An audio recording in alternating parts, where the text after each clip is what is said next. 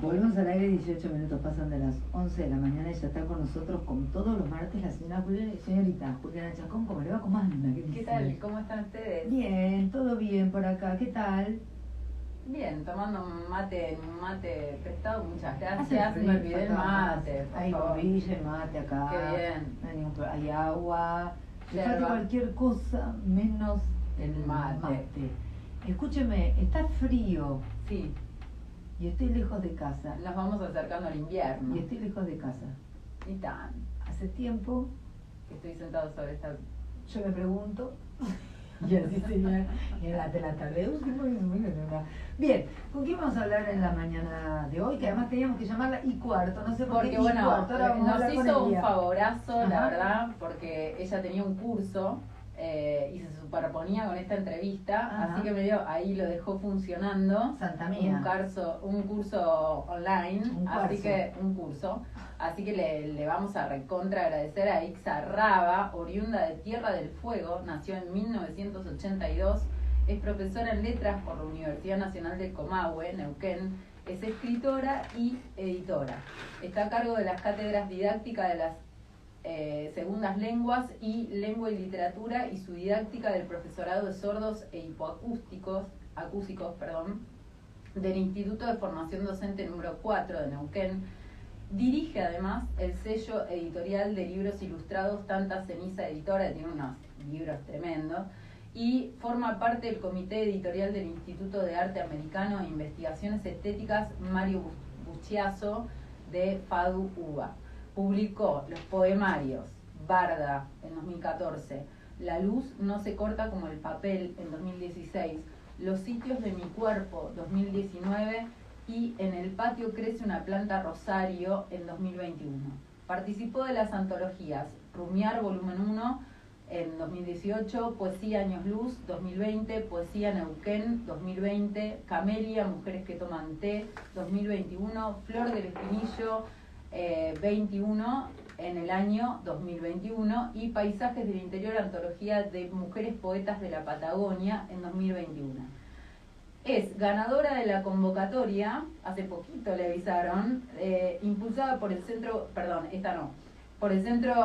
Cultural Kirchner para participar del Festival Poesía Ya en febrero de 2020 en la categoría Poesía en Voz Alta. Y ahora sí, viene la que le anunciaron hace poquitito, ganadora de la beca Conserrat para la residencia de escritura del periodo verano-otoño 2022 por su proyecto El Libro de lo Manifiesto. Es poeta seleccionada para ser parte de la antología de poetas argentinas 1981-2000, convocatoria lanzada por Ediciones del Doc, curada por una poetasa, Elena Anigali. Hola Ixa, ¿cómo estás? Hola Juliana, ¿cómo estás? Hola la audiencia, qué presentación.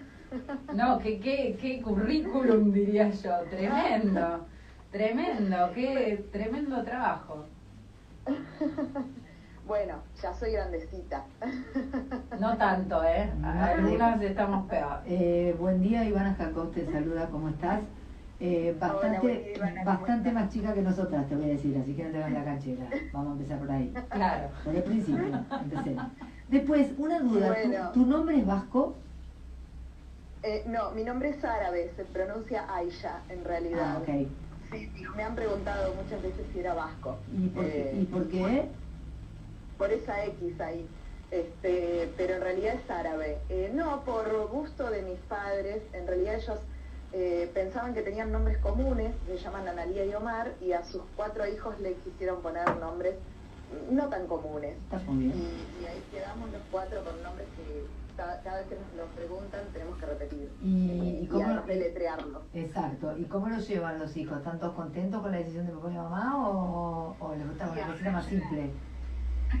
Sí, la verdad que sí, pero bueno, uno después se amiga con su identidad. Sí, totalmente. Nunca con el doble nombre, Yo quiero decir que el María mío está fulminado. María Juliana, ¿qué es eso? ¿No? ¿Usted es María? Muy largo. ¿Sabés lo que era escribirlo en primer grado? Era tremendo. María, yo sé que usted era María. Porque Juliana. lo elimino. Lo elimino, me quedé con la parte de Juliana. Hay segundo nombre. Yo soy Aisha Verónica y Verónica es larguísima, entonces directamente Aisha Raba, que queda, claro. Justo los dos tienen 4 letras, queda queda bien. Bueno, ahí leíamos el tremendo currículum que tenés y algo muy interesante, oriunda de Tierra del Fuego. Hay un exilio, ¿no?, de la tierra de origen. ¿Cómo fue? ¿Cuándo fue? ¿Por qué fue? ¿Por qué? Sí, isleña. Yo nací en el 82 ahí, mis viejos se fueron casi como exiliándose de su pueblo de origen, ellos son santafesinos, así que se fueron muy jovencitos porque mi mamá se quedó embarazada, muy adolescente, y entonces, bueno, se casaron y ellos consideraban que había como poco apoyo familiar, por decirlo de alguna manera, entonces mi papá consiguió un trabajo en la isla, en la fábrica de Hitachi, y después empezó a trabajar en gas del Estado. Y bueno, como sabemos, todas las empresas de gas y de petróleo siempre tienen mucha movilidad para sus trabajadores, así que en el año 90 a él lo trasladan a Neuquén.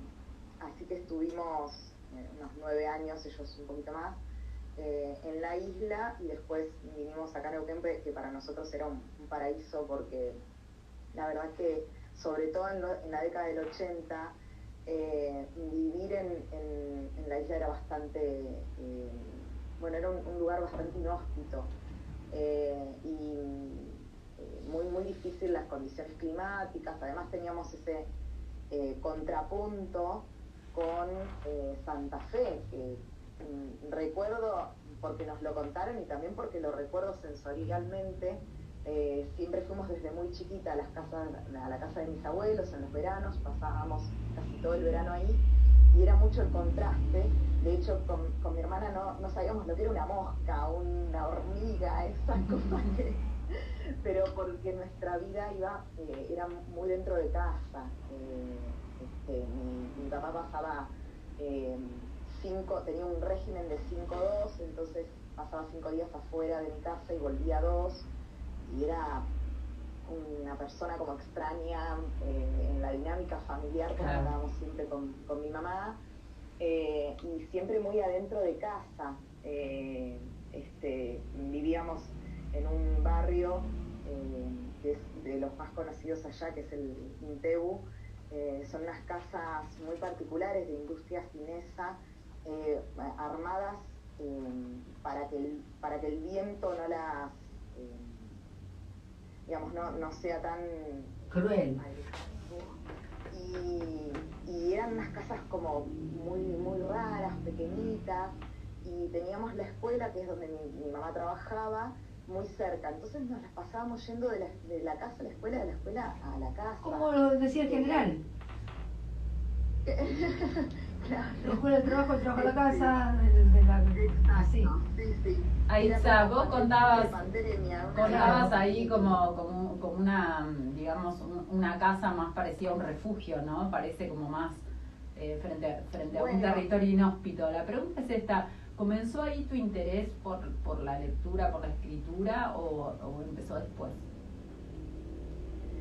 Yo vengo de una familia así como muy, muy lectora. Mi abuela es docente, mi tía, mi mamá, y desde muy chiquita recuerdo una biblioteca muy nutrida. Mis viejos compraban en ese entonces libros por catálogo, que se usaba mucho eso. Entonces tenían muchos libros, y sí había una rutina de lectura. Mi mamá todos los días nos leía a la noche cuentos. Empezaba con los cuentos maravillosos, los cuentos tradicionales de Perrault, de Hans Christian Andersen, y entonces tenía mucho esto de la narración incorporada. De hecho, hace unos años me mostraba los cuadernos de primer grado, de segundo grado. Yo aprendí a escribir y a leer muy chiquita, y me la pasaba entre las tareas, escribía historias y las dibujaba. O sea, siempre estaba como ligada a la literatura con la ilustración, cosa que después pude trasladar al proyecto editorial, ¿no? Claro. A Tanta Ceniza. Para mí desde el comienzo iba a ser un proyecto de literatura ilustrada. y creo que se germinó ahí todo eso. De hecho, cuando tuve que elegir carrera estaba entre letras y bellas artes. Elegí letras, pero años después hice también bellas artes, que la dejé incompleta, pero bueno, fue como me saqué ¿Y las cómo ganas, por lo esa menos. elección de estudiar letras, crees que afectó positivamente o negativamente tu búsqueda poética? La verdad que de ambas maneras, porque los años que yo estuve en la facultad ocurre algo muy particular con quienes estudiamos letras, que es que te encontrás con tanta crítica literaria, con tanta teoría, que un poco te inhibe la escritura. Tremendo. Pero no hay quien lo diga. No, es lo decimos increíble. todos, en todas las entrevistas Es increíble, no hay quien lo diga que eso. hemos hecho y los entrevistados habían estudiado letras, sostenían lo mismo, ¿no? En un punto me anuló esto de estar todo el tiempo leyendo crítica y leyendo a grandes escritores. Sí, te agarras como una cosa de... Yo voy a escribir. Yo no voy a poder... Claro. No voy a poder escribir así, bueno, obviamente te comparás, y además cuesta mucho, tenés tan incorporados a discursos otros, que a mí me pasaba que por momentos decía, pero pará, ¿esto lo estoy escribiendo yo o estoy repitiendo ideas de otros? Y empezás a buscar, ahora por lo menos si te sale algo, podés buscar en internet, a ver si no le estás copiando a alguien, porque capaz que te surgen cosas que te quedaron Hay en una el memoria, inconsciente. sin duda. Claro, antes no podías hacer eso. No. Yo vengo además de la época, o sea, estudié cuando todavía no tenía computadora en mi casa, pero una sola computadora que usábamos entre todos los hermanos. Claro. Y entonces yo iba a la biblioteca y cuando no podía sacar fotocopia, copiaba, hacía Claro. fichas. O sea, bueno, de ese entonces no Y tenía la Olivetti un- no decía nada, ¿viste? La Olivetti o la máquina de Claro. escribir eléctrica, nada. Era todo lo que salía de tu mente. No había que Tremendo, cargar, ¿no? era nada. Ujú. Exactamente. Vos decías, en ese sentido te afectó negativamente y positivamente. Bueno, positivamente que justamente lo que te afecta negativamente tiene también, son las dos caras de la misma Ujú. moneda. La cantidad de lecturas que tuve, o sea, a mí se me abrió el abanico literario, el marco referencial, toda la cantidad de teorías y de crítica literaria que leí, que no volvía, o sea, fue el momento para asirme de un montón de conocimientos. Después uno va seleccionando, pero la facultad te abre a todo. Eso que algo que a mí no... A ver, pienso que la Universidad del Comahue para mí fue lo mejor, el mejor lugar donde pude haber estado, porque además de ahí me quedaron amistades que hoy conservo, y docentes excelentes. Yo estudié, por ejemplo, gramática con Ángela Di Tulio, que es una gran gramática, Claro. y tenerla ahí, a pasos míos, fue maravilloso.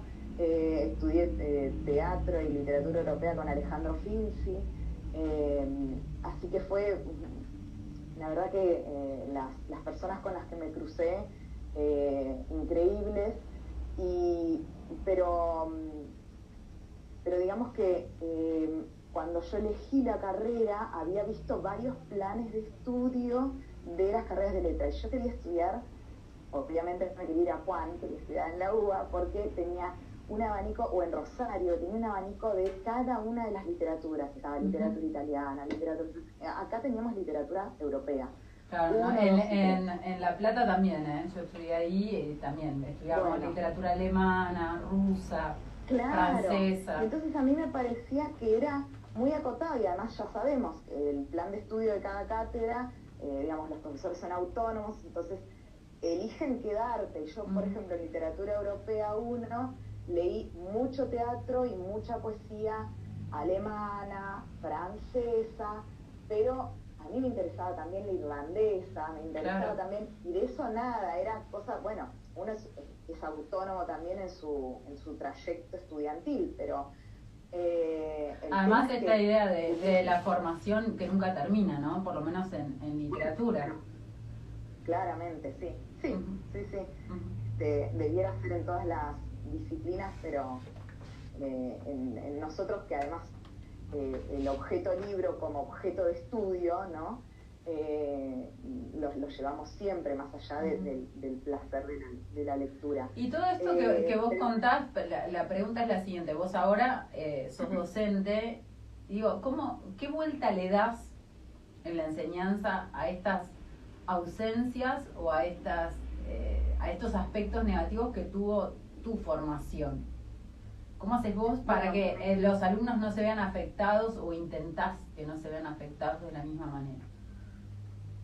Bueno, yo en las cátedras que tengo a cargo están más relacionadas con formar formadores, es decir, doy 2 materias que son didácticas, una está más centrada en la gramática, yo después me especialicé en gramática y hice un posgrado en enseñanza de español como lengua extranjera y como segunda lengua, y eso es lo que enseño en una de las cátedras. Tiene toda en eso tuve que volver a estudiar desde otro lugar porque es enseñar español a personas sordas.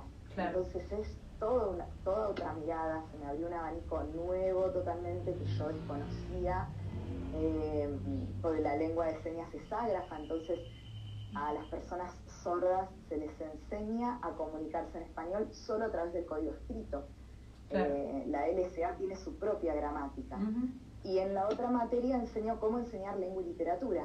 Entonces hay todo ahí una serie de conocimientos que tienen que ver con la didáctica.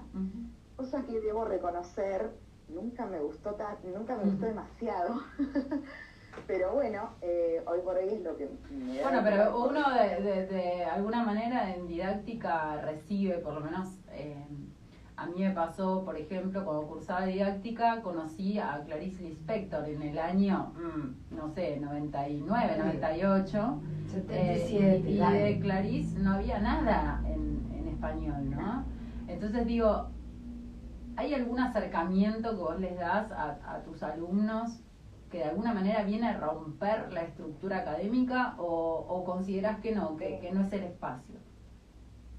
Sí, de hecho, mis alumnos se ríen porque dicen que soy la única docente que los descentra un poco, porque yo todas las clases inicio con algún poema, algún texto, alguna lectura que está relacionado con lo que vamos a ver ese día en la clase. Así hablemos de los modelos pedagógicos a lo largo de la historia de la educación. Yo inicio esa clase con algún texto o algún video, alguna lectura y demás. Claro. Entonces, bueno, intento meter, además mis clases son bastante poco tradicionales. No sé por qué lo suponía. Claro, no es una típica clase magistral donde yo estoy parada adelante, siempre son más bien clases taller. Entonces, bueno, esa es otra mirada también. Ahí juega un poco de otra manera esto que cuesta tanto aplicar en la escuela, que es el famoso enfoque comunicativo, que siempre hablamos de el enfoque comunicativo y terminamos obviándolo, y las clases terminan siendo una clase expositiva donde es el docente el que está hablando todo el tiempo y el alumno pregunta. Ahí pegaría el grito de terror, no sé, de scream. Claro. Y saldría corriendo, ¿no? Uno tiene, en un punto busca la ruptura, de alguna manera llegar. Exacto. No me acuerdo quién decía no me acuerdo, a lo mejor vos sí, pero alguien decía que uno se vuelve, digamos, que lo que transmite cuando da clases es la pasión, no puede transmitir el conocimiento puro en sí, sino eso que te enlaza con aquello que lees o que escribís, y que el desafío está en llevar al aula el libro que tenés en la mesita de luz. Sí. Bueno, a mí me dicen mucho eso a mis alumnos: ay, profe, usted se nota que le encanta lo que hace. Claro, ese apasionamiento, ¿no? Debe ser el histrionismo, le digo. Claro, y te pregunto esto, vos comentabas que cuando empezaste a escribir lo hacías en cuadernos entre tareas, ¿no? Cuando eras muy chiquitita. Sí. ¿Cómo pasaste de ahí a la profesionalización? A decir, bueno, decís, escribo, soy poeta? Bueno, todavía me cuesta decirlo, te voy a decir. ¿Cómo se pasa? ¿Cómo es el pasaje? Recién muy poquito empecé, soy escritora, porque yo siempre decía soy docente. Y a lo sumo no, soy docente y editora. Y la parte de escritora siempre la dejaba de lado. Y la gente que me escucha, mis amigas sobre todo, me dice, pero no, vos sos escritora también, o sea, Claro. decí eso. Yo siempre hablo de las autoras, de la editorial y demás. Y me pasó que, bueno, soy como una persona bastante, siento, o quizás por familiarmente, o sea, por herencia familiar, nosotros en mi familia venimos, mis hermanos y yo y mis primos, somos la primera generación de estudiantes universitarios, entonces eso ocurre en muchas familias. Y a mí me parecía que todo lo que yo hiciera tenía que estar avalado por un título. Claro, no hay título, ¿no? De poeta, uno no recibe el título. No hay título de eso. De hecho, de edición, ahora está la carrera de edición, está la carrera de corrección, pero yo en la editorial hice cursos, estuve haciendo cursos con Víctor Maliñán, con los chicos de Godot y demás, pero no es que hice la carrera de edición, o sea, es más de oficio como muchos editores. Claro. Y me costaba mucho decir, o sea, yo seguía diciendo, soy docente porque es el único que siento que es título que tengo, digamos. Lo único que puedo colgar en la pared. ¿Qué se puede colgar en la pared cuando uno es poeta? Claro. ¿No? Ah, un montón de cosas ¿Cuál es el lindas. lugar? ¿Cuál es el lugar donde definitivamente digo, hay un reconocimiento de los pares siempre para decir, bueno, sí, escribo, lo acepto, confieso, Exacto, sí. confieso, escribo. Pero digo, ¿cuál fue el momento donde empezaste a decir, sí, soy poeta?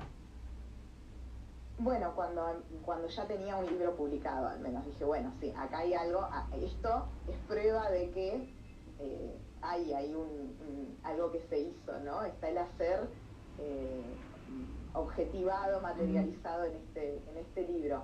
Pero sobre todo con esto de las invitaciones a festivales, a antologías, eso te da ahí está el reconocimiento, claro. Digamos. Yo sentía, no soy yo la que lo dice, son ellas. Claro, claro. Viene como el nombre, ¿no? Como la identidad, viene dado por otro. Y ese primer libro que publicaste, ¿cómo surgió? Bueno, fue porque yo tenía ya listo un primer manuscrito. Siempre es un primer manuscrito porque después viene la mirada del editor o la editora. En mi caso, los libros que yo edité siempre los hubo detrás de la figura del editor un hombre, así que bueno, por eso mismo siento que fundé la editorial, porque necesitaba que ese rol también lo cumpliéramos las mujeres. Y mandé mails allá por el año 2013, 2014, principios de 2014, a varias editoriales que me gustaban y preguntando si recibían material. Y una de las primeras que me contestó para decirme que sí, que recibían, fue Buenos Aires Poetry, que es la editorial de Juan Arabia y Camila Elia. Y entonces le mandé el manuscrito, porque siempre, tip para quienes quieran publicar, no se manda el manuscrito en el mail. No, primero se pregunta. Primero. Claro. Primero se pregunta. Es muy invasivo, si no. Texto. Claro. Sí, y además, ojo, siempre se manda el manuscrito después de haberlo registrado en la Dirección Nacional de Derechos de Autor, por cualquier cosa, más vale resguardar los escritos propios. Así que le mandé el texto y Juan me respondió a los días diciéndome que le había gustado, me hizo como en eso estuvo muy bien, me hizo varias apreciaciones en el mail y me dijo de juntarnos. Y bueno, nos juntamos, me acuerdo, ahí por un café de Corrientes, creo que era La Paz, si mal no recuerdo. Y empezamos a charlar, leímos los poemas, algunos, hicimos una especie de poda de algunos versos y palabras, y enseguida entró en imprenta. Me dijo, bueno, ellos estaban recién empezando con la editorial como editorial, porque ellos hace unos años la tenían como revista y habían publicado algunos textos de Florencia Abate, por ejemplo, me acuerdo que tenían publicados 5 libros y éramos solo 2 mujeres, Florencia y yo. El resto eran todos hombres. Qué bien.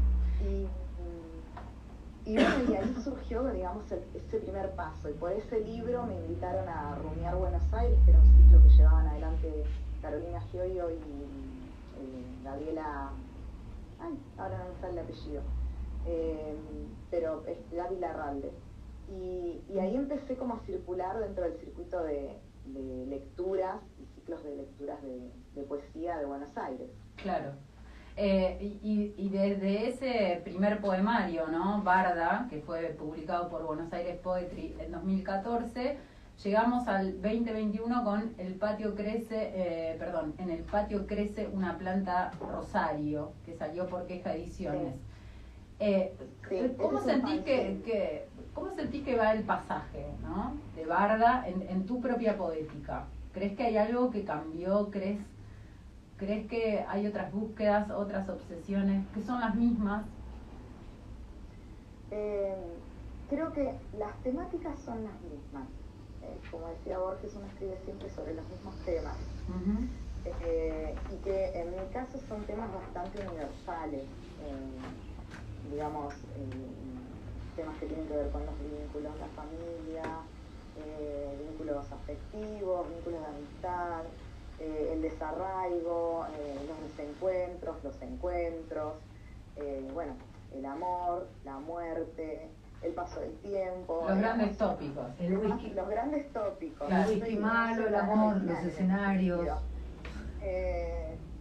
Pero claro, en algunos, en Barda, por ejemplo, había Barda es un libro bastante topográfico, por decirlo de alguna manera, porque se ve mucho este contrapunto que yo les contaba de lo que es las vivencias en el sur, en la isla, y las vivencias en lo que para mí era el norte en ese entonces, que es Santa Fe. Entonces es un libro muy evocativo, muy del recuerdo, ¿no? En cambio, bueno, y justamente también cierra el ciclo de lo publicado hasta ahora. En el patio crece una planta Rosario, es un fanzine, son 8 poemas nada más, de descarga gratuita. Esto es hermoso lo que hizo la gente de Queja, que es, me convocó para, si tenía algo dando vueltas por ahí, me dice, si tenés algo que quieras publicar, estamos en una colección de fanzines que es de descarga gratuita, de una foto, de una fotógrafa y algunos poemas, como máximo 8 o 10. Y yo justo tenía estos 8 que están dedicados a mis abuelas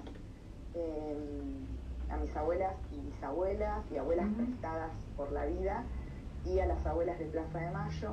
Y bueno, son textos muy sentidos que de alguna manera captan diferentes experiencias que podemos tener quienes tuvimos una relación muy cercana con nuestras abuelas. Mis abuelas fueron mis segundas mamás, porque durante ese tiempo que yo vivía en Santa Fe, ellas eran las que me cuidaban. Claro. Y creo que las temáticas no han cambiado, pero sí el cómo, ¿no? No el qué, de alguna manera, pero sí el cómo. ¿Y qué cambió del cómo? En ese sentido, sí. De a poquito me voy alejando de un decir más lírico. Mi poética estuvo siempre muy ligada a cierta cadencia propia de la estructura española, muy tradicional. Yo siempre escribí, me gusta mucho la rima, me parece que es un componente que en la poesía tiene que estar. No la rima quizás consonante, pero sí la rima interna, claro. Estas aliteraciones que de alguna manera marcan un ritmo. La poesía es rítmica. Es música, ¿no? No sé si Emily Dickinson dijo algo así, como si hubiera sabido que solo tenía que pensar en la música, me hubiese concentrado en eso, ¿no? Y no en escribir el qué. Sí. Para mí es así y yo leo poesía, la leo en voz alta, por supuesto no si estoy aunque me sale muchas veces, en mi transporte público, pero me gusta justamente eso, de escucharla, de que se amigue el ojo con el oído. Entonces, ahora en estos últimos textos que estoy escribiendo, de hecho el libro que presenté para la convocatoria de la beca Cancerrat es un libro que no es que se aleje tanto de la lírica, pero sí que rompa un poco con la métrica o juegue, como más disruptivo en ese sentido. Y contale a los oyentes qué es la beca Cancerrat. Tremenda beca. Sí, la verdad que es una sorpresa enorme. Yo no suelo presentarme a ningún tipo de convocatoria. El año pasado se ve que... Porque no quiero. No, porque no, me tengo muy poca confianza, me parece que hay, leo muchísimo. Porque son todos mejores que yo. Sí, ni hablar. Bueno, pero el escritor tiene como esa cosa, viste, no sé, todos creo. Tenemos como una especie de ojo vigilante, hay un yo vigilante que te dice, ¿qué estás haciendo? ¿Pero qué te haces? Pero no, claro. ¿Pero qué te haces? Claro. Sí. ¿Y cómo fue? ¿Te mandaste? Dijiste, me presento igual. Y se ve que tuve ahí como un shock de autoestima y de confianza, y me presenté en el mismo mes tanto a la convocatoria que lanzó el CCK como a esta convocatoria. Fue un octubre primaveral ahí que decís, bueno, se me renovaron las esperanzas en mí misma y dije, ahí aplico. Aparte me entero yo nada más si me fue mal, no pasa nada. Exacto, obviamente, imagínate que mirá, solamente sabía yo que había aplicado. Exacto. Mirá si iba a andar contando. ¿En qué consiste la beca? Contales la beca es... Cancerrat es una residencia artística, no es solo para escritores, es decir, lanzan convocatorias todos los años en 2 periodos distintos, es decir, hay una convocatoria primera en la primera parte del año y otra convocatoria que creo que siempre la hacen en abril, durante el mes de abril, y otra convocatoria en la segunda parte que es durante octubre. Y se otorgan 21 becas para cada una de las disciplinas, 21 becas artísticas para artistas visuales, artistas plásticos y 21 becas para escritores de cualquier parte del mundo. Lo que tiene de particular esta beca es que no tiene límite de edad, cosa que ocurre en otras becas o residencias. Claro, ya basta con los jóvenes hasta 35 años. Claro, seguimos siendo jóvenes después de los 40. Menos en esto, mucho menos en esto. Claro, entonces eso está muy bueno. Y la idea es ir a escribir allá o ir a hacer tu proyecto. Contales allá dónde es. Es en el Bruc. La residencia está a 42 kilómetros de Barcelona, en lo que sería no sé si es provincia, no sé cómo le llaman ellos, del Bruc. El Bruc es un pueblito muy pequeño y la Masía, que es la casa donde parás, está a unos 10 minutos del poblado, digamos. Tengo entendido que... ¿Tenés que escribir el libro en esos días o es solo, digamos, un espacio que te dan y vos después podés terminar? No, se supone que, yo el libro, para ser sincera, yo casi ya lo tengo, me faltan algunas cosas. Bueno, pero no te vas a perder ahí. Pero, claro, pero la idea es ponerlo exponerlo, digamos. Ellos organizan todos los viernes distintas instancias para que cada uno de los artistas pueda mostrar lo que está haciendo, y además todas las semanas tenés una reunión con la coordinadora del área, en ese caso por ejemplo con la coordinadora de escritura, y bueno, y te hace un feedback, apreciaciones, vos le vas mostrando lo que vas escribiendo y demás. Entonces la idea es que haya un intercambio y que ese intercambio sea productivo para terminar lo que vos llevaste. Claro, y quiero contar esto, ¿no? Que vos lo publicaste en las redes y yo lo leí, que también tu gran meta es ir a promocionar a otros escritores. Sí. Es un gesto maravilloso porque digo, un poco se enlaza también con el proyecto de la editorial. Sí, mi idea era esa. Yo les propuse a las coordinadoras de la residencia, que son 3, ir a dar un taller, además, un taller de lectura de escritoras que escriban en Patagonia. Uh-huh. Entonces, mi idea es llevar las voces de las escritoras de acá. Tomé 2 escritoras por provincia, de diferentes momentos de la literatura, y la idea es que las conozcan, porque, bueno, no sé cuánto se conoce allá de las escritoras que tenemos acá, y es lo que hago con Tanta Ceniza. Es decir, ahí contanos un poquito el proyecto de la editorial, ¿no? Que es súper particular. Vos decías, bueno, está enlazado con la ilustración, no es solo literatura, no es solo poesía, sí. Aparece la ilustración, que es otro interés que vos tenés. ¿Cuál fue el impulso, digamos? Decir, bueno, sí, quiero editar. ¿Por qué meterte en eso? Bueno, yo siempre amé los libros.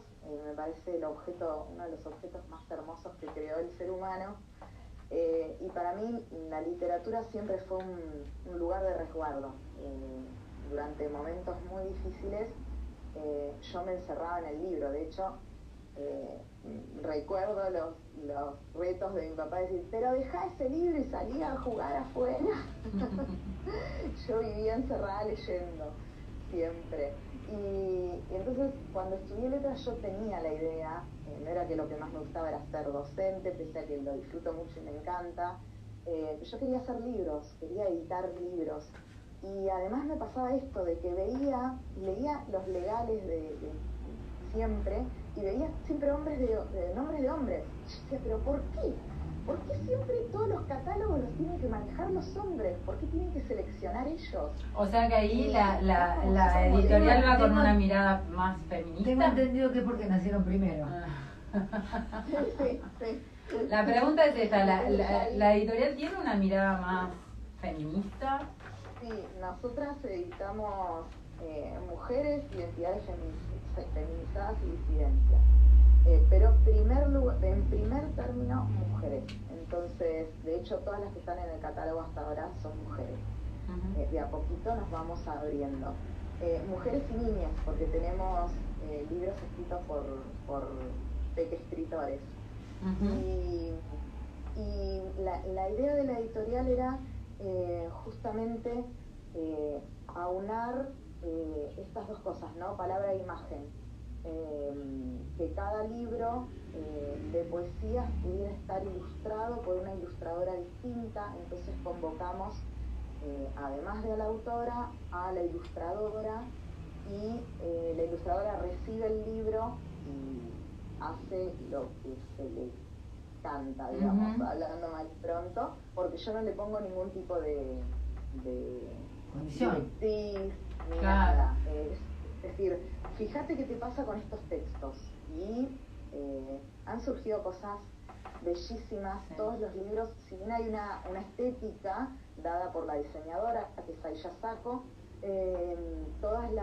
cada una de las ilustradoras le imprimió su estilo, su impronta. Entonces tenemos trabajos hechos con anilina, trabajos hechos digitalizados, ¿no? Después, uh-huh. Pero digo, con tinta china, con carbonilla, con acuarela, que son todas diferentes, y no sé cómo, pero se da una cosa muy particular que cada ilustradora es como si hubiese sido la apropiada para esa poética en particular. Quiero creer que es como que tiene que ver con ahí una búsqueda mía como claro. Muy particular, pero no deja de sorprenderme cada libro que sale, y es como qué buena elección o qué buena yunta. Uh-huh. Sí, Justo esta autora con esta ilustradora. Sí. Vayan a buscar los libros de Tanta Ceniza porque están realmente buenos y hay tremendas poetas, eso lo quiero decir. Nosotros entrevistamos a Karina Rita Medina, que tiene un libro publicado por Tanta Ceniza. Y bueno, nada. No quiero que se nos vaya el tiempo, porque nos estamos quedando sin minutos. La entrevista da para 14 horas más, la verdad. Te súper agradecemos porque sabemos que te estás perdiendo un curso en este momento. Que esperamos que lo grabes. Me olvidé del curso, perdón. No, bueno, pero a todas nos pasa que por ahí hacemos 600 cosas y están todas recopadas y nos anotamos en todas y después hay como un multiverso de cosas que no podemos ahí acaparar o hacer en el mismo momento. Queríamos que nos compartas algunos de tus poemas. ¿Nos trajiste algo? Sí, les traje algo. Bueno, no. Para que se está cortando un poquitito. A ver, por ahí. Ahí estamos bien. Haceme la parabólica humana, por favor, te lo pido. Voy a leerles algo de La luz no se corta como el papel. Este poema se llama Nieve y bueno, haciéndole honor un poco al origen. Dice así: la última vez que toqué la nieve, mis manos recibieron las partículas minúsculas de aquella otra que alguna vez odié. Una bola de nieve es como una bola de cristal. Puedo ver a través las calles blancas, las piernas enterradas hasta la rodilla, los techos cubiertos, las ramas vencidas, las huellas cimbreantes, barrosas de los autos y camiones. Puedo ver también las tardes de juego en casa, la danza en el living, el montaje en la escalera, mamá que teje y toma mates y nos mira. Una soledad plomiza entra por las ventanas. Papá está lejos, en el campo, y imprime sobre esta misma nieve la rúbrica de sus borseos. La nutria que cuidamos está en mis brazos. Caliente, el cuerpo se hincha y retorna. Nos mira hasta que se duerme y la nevisca se funde con las voces de sui generis. Mis manos, aclimatadas, se acoplan al fuelle. La última vez que toqué la nieve, eché en falta ese pelaje denso. Por sentirlo otra vez, dejé que me quemara el frío. Tremendo poemazo, pero queremos dos más. Queremos aprovechar el tiempo. ¿Tenés dos más? Como para cerrar. Bueno, a ver, uno de Barda. ¿Dónde se consiguen tus libros? Porque después los oyentes me empiezan a mandar mensajes. ¿Dónde consigo los libros? ¿Dónde se consiguen? Bueno, La luz no se corta como el papel, supongo, debe quedar alguno, estamos por reeditarlo, debe quedar alguno en Librería Hernández, allá por Corrientes, por Che Corrientes. Barda está descatalogado, ya no se consigue, también estoy viendo de reeditar. Bueno, estoy aquí hablando con una editorial española a ver si podemos hacer una antología reunida. Los sitios de mi cuerpo se consigue en todos los lugares donde distribuye la COP. La COP editorial. La pueden encontrar en Instagram. Sí. Exacto, en Años Luz, ahí se consigue. Y el último, el que editó Quejas, se descarga directamente de la página de Queja Ediciones. Ese se descarga de ahí. En el patio crece una planta rosario, estamos hablando de eso. Exacto, ese. Ah, bueno, ya que estamos, leo uno de ahí. Dale, vamos con ese. Ahí va con ese. Era. De una casa a la otra despereza las plantas, junta los huevos tibios, la ropa tendida, y en un pasillo se demora entre los brazos de algún hijo que retorna. Hay palabras que recorre todos los días con la misma devoción. Nombres amados, nombres que ya no contestan.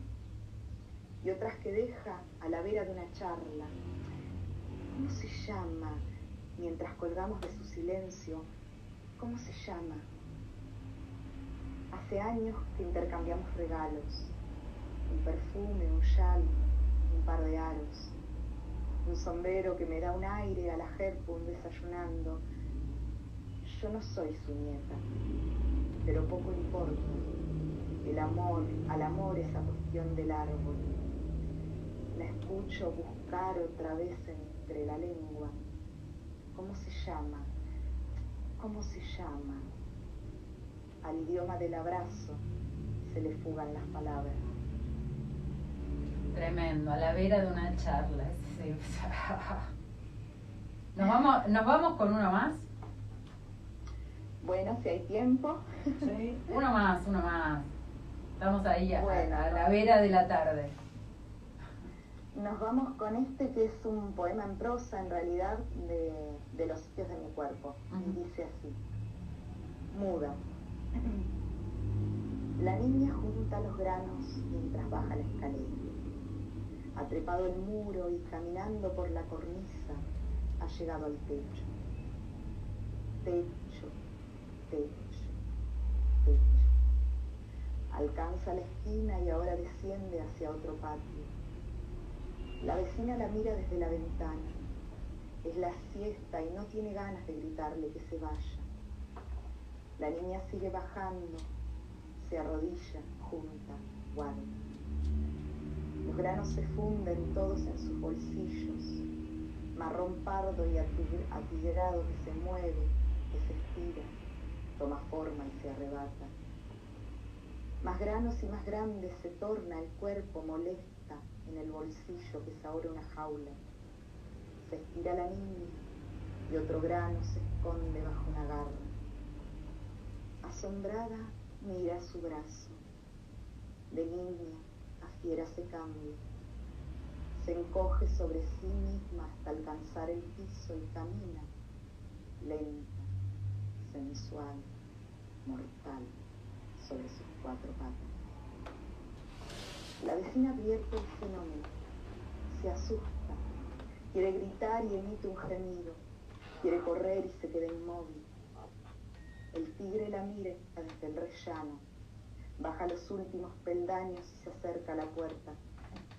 No ruge, no amenaza.